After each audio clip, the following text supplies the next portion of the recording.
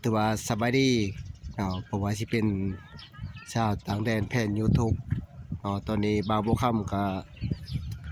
ได้มาทัศนะอยู่ที่เมืองฉลาดสมบูรณ์แขวงจำปาสักตอนนี้บ่าวบ่ค่ำกำลังมารีวิวน้ำเซ่พี่น้องอันนี้ธรรมศาสตร์ชดๆพี่น้องเพราะว่าตอน8 โมงนี่ธรรมศาสตร์ช่วยชดงามเนาะพี่น้อง2 พังเบื้องนั้นแม่นจะเป็นผู้แล้วก็พังนี้ก็แม่นจะเป็นผู้เนาะถือว่าแม่น้ำแซลาบัมเฮานี่เป็นบอนที่ช่วยชดงามพี่น้องอันตัวนั้นแม่นอันนั้นแม่น้ำกระเพื่อตกลงมาพี่น้องถ้าเป็นธรรมศาสตร์งามเชิดพี่น้องแล้วพี่น้องถ้าผู้ใดสนใจอยากมาท่องเที่ยวอันนั้นเมืองฉลาดสมบูรณ์เฮามีธรรมศาสตร์งามๆแล้วก็มีบักหับใส่ชุมชนก็มี 4-5 คันอันนี้ถือว่าการหับใส่ชั้นจรถือว่าง่ายพี่น้องคันเดียวก็ไป2 คันก็ไปจะได้ครับสิเบิ่งกระแป้งบ่ไปซื้อเครื่องบ่อันนี้เป็นไปเอาเพื่อจะไปกวดอันนี้เป็นการบริการเต็มที่ได้ใจพี่น้อง2 คันก็ไปคันเดียวก็ไปเนาะไม่ยังใส่แน่ที่จังหวะโอเคอันนี้การบริการพี่น้องสัญจรเป็นเล็ดอันนี้เป็นทางเรือของเซลบัมเฮามีพ่อค้าขายอาหารย่อยมีขายบังคลามมีบางใหญ่บางน้อยดูพี่มีบังคลามขาวอันนี้พ่อค้าขายบังคลามพี่น้องมาเด้อนางชื่อบังคลามใส่แน่มีทาละบังขาบังแหละแซ่บแท้ๆละกินแล้วมีคลามนี่มาเข้าครั้งแรกลิ้นลูกข้อยอีกเดี๋ยวพี่น้องเด้อปีนี่เนี่ยอยู่นี่แหละ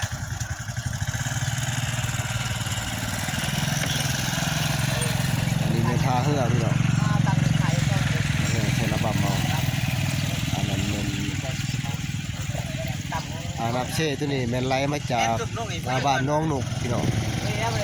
ชิโนนตัวนี้ไล่มาจากบ้านน้องหนุกเมืองคาแตงแขวงชลวันเฮาตัวไล่มาฮอดคือว่าแต่ต้นนี่มันจะเป็นนับเช่ต้นนี่แม่น้อยเนาะแต่มาฮอดนี่มันเป็นใหญ่กว้างแต่สิไปใช้ได้ลุงไปครับยูเซ่ว่ะ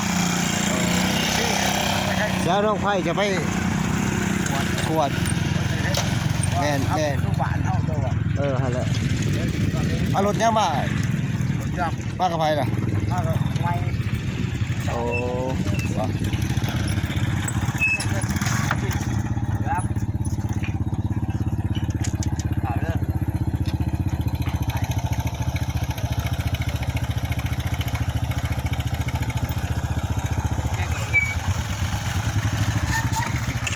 อันนี้เป็นการบริการที่แบบแต่ว่าเมืองชลบัมเฮานี่บริการคนชงได้ดีบ่คือเมืองโค้งเฮานี่ก็คำบ่ได้3-5 คันก็บ่อยากไปนี่คันเดียวก็ไปนี่คันเดียวก็ไปแต่ว่าเฮาก็ส้มเสยนำส้มเสยการบริการได้ดีอันนี้บ่แม่นว่าสิเก็บให้เด้อเก็บให้ตีบ้านสิครับถือว่ามีการชันจรมีรถใหญ่ใส่บักคันรถน้อยก็ใช้รถจักรเก็บเงินน้ำบักเลยมีการบริการคนเต็มที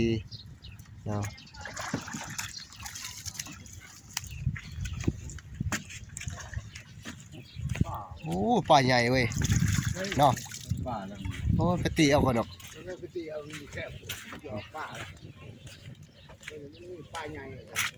อันนี้พี่น้องครับผู้ใดบ่ทันเห็นเด้อเมืองฉลาดสมบูรณ์เฮาถือว่าแม่น้ำนี่ถือว่าอันช่วยชดงดงามพี่น้องมีธรรมศาสตร์ภูผา2 พังพี่น้องงามนี่บางคนก็ยังบ่ทันเห็นเมืองแซลบัมแนวใดเมืองแซลบัมแม่นเป็นเขื่อนไฟฟ้าพี่น้อง ภาคใต้ของลาวแม่นมีเขื่อนไฟฟ้าแม่นเมืองสระเสบูรณ์เฮาเป็นบ่อน้ำอูป่าก็หลาย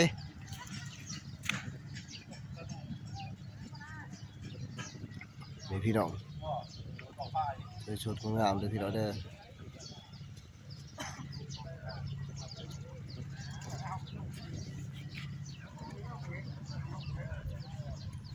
อันนี้จากธรรมศาสตร์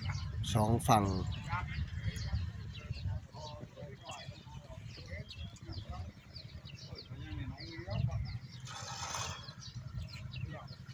ในการบริการรถบัสพี่น้องแต่ถือว่าช่วงนี้ก็บ่คำมารีวิวธรรมศาสตร์ชุดงามๆพี่น้องก็บ่มีหยังหลายก็ขอบคุณใจ FC ทางฝั่งไทยและฝั่งลาวแล้วก็พี่น้องเพื่อนมิตรที่รู้จักทุกท่านเนาะให้ความร่วมไม้ร่วมมือแล้วก็ให้การกดไลค์กดแชร์ก็ขอบใจทุกท่านก็ขอให้มีแต่ความสุขความเจริญก็ขอบใจนำทุกท่าน